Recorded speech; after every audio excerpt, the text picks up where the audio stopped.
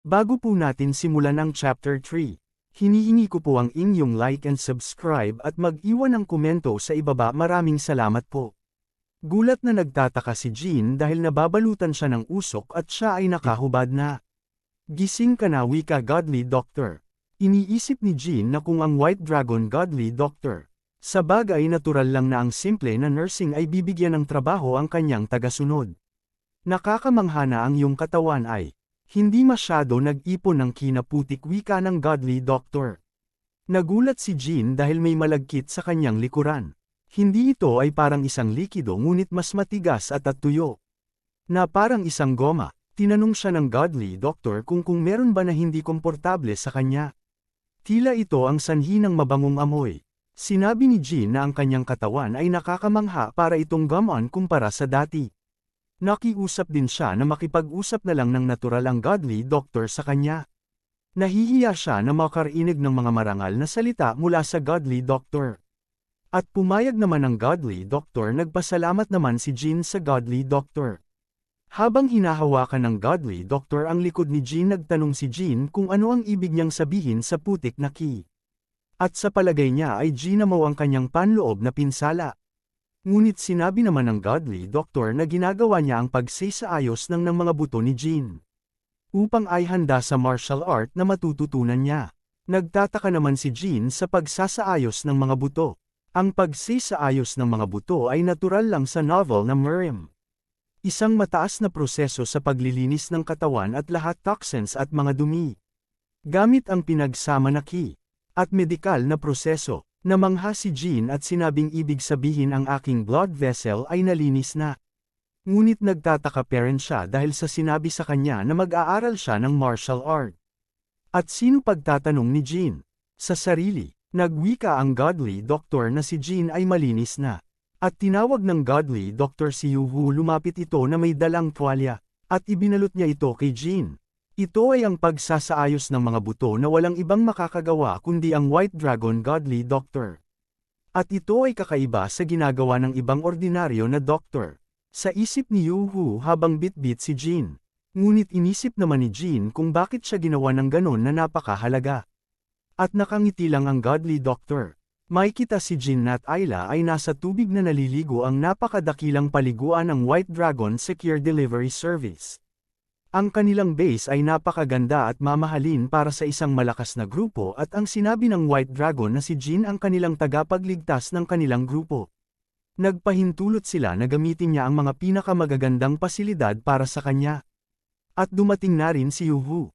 Yup ka General Yuhu, pati ang nagre-recap na prank mo akala babae ka. May lawit ka din pala. Anyway, balik sa kwento. At naalala ni Jean ang mga nakalipas na sandali. Nang sumakit ang kanyang ulo. At iniisip niya kung saan siya tutuloy. At sino ang kanyang mga magulang. Kung ako ay naging kaanib sa isang grupo, wala siyang paraan kundi tiisin ang sakit ng kanyang ulo.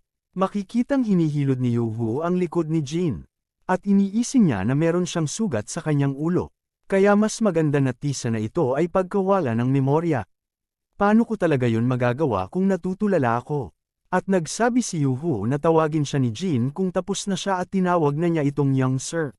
Sa isip ni Yuhu na si Jean ay medyo matigas ang ulo. At ito ay hindi katanggap-tanggap.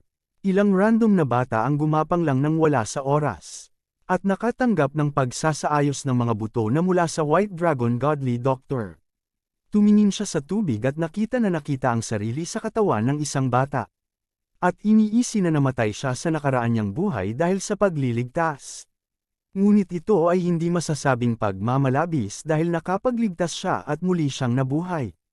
Kanong kakaiba, ngunit ngayon hindi kalabisan na sabihin yon dahil iniligtas ko ang isang tao, at nabuhayan ko. Gaano kakaiba, kung ito ay isang grupo ng mga rogue, o mga lobo, na natagpuan ako, at hindi ng mga Cloud Dragon Secure Delivery Service.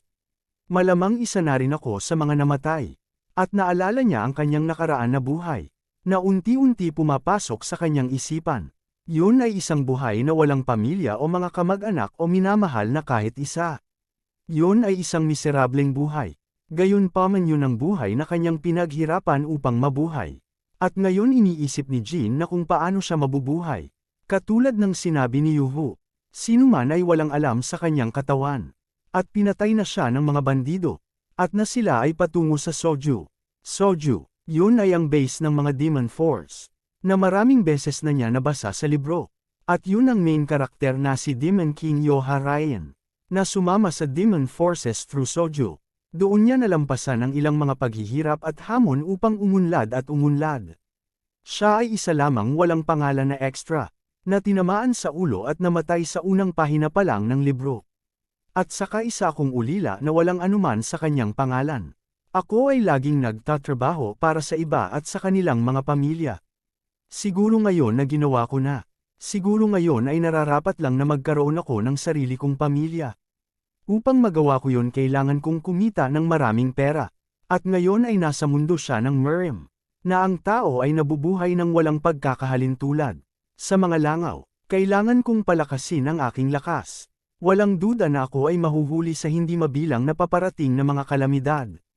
At kung hindi ko magawang protektahan ang aking sarili, ay wala akong karapatan na protektahan ang iba. Sa pag-iisip ni Jean, nang mapatingin siya sa salamin. Kahit na wala akong kayamanan o lakas ay mayroon akong kaalaman sa kung ano ang hinaharap.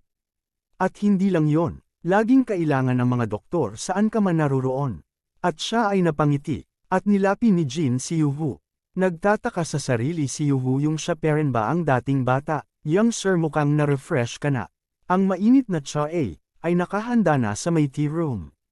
Pakiusap sundan mo ako wika ni Yuhu kay Jean.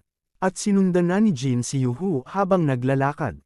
Napansin ni Yuhu na wala siyang inner chi at ang kanyang martial arts ability ay mas malala pa kaysa sa mga bata sa Mirim clan. Master, sinabi niya na ang kanyang mga kasanayan ay higit pa sa sapat ngunit malayo siya dito sa aking mata. Kung itong batang ito ay talagang magiging isa niyang disipulo, si Master ay totoong iikli na ang buhay magiging mas limitado pa.